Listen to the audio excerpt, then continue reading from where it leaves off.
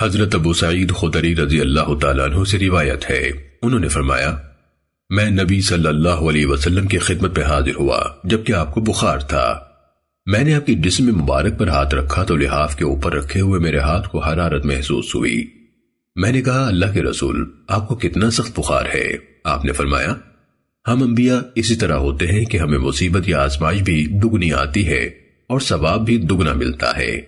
میں نے کہا اللہ کے رسول سب سے زیادہ سخت آزمائش کن لوگوں کو آتی ہے؟ آپ نے فرمایا نبیوں کو۔ میں نے کہا ان کے بعد؟ فرمایا نیک لوگوں کو۔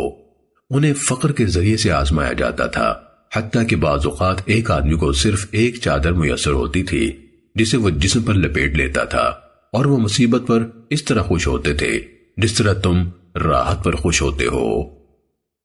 سننے ابن ماجہ حدیث نمبر 4024۔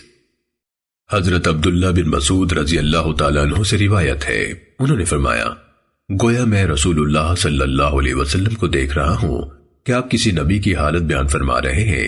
اسے اس کی قوم نے مارا، وہ اپنے چہرے سے خون صاف کرتے تھے اور کہتے تھے میرے رب میری قوم کو معاف کر دے، وہ جانتے نہیں۔ سننے ابن ماجہ حدیث نمبر 4025۔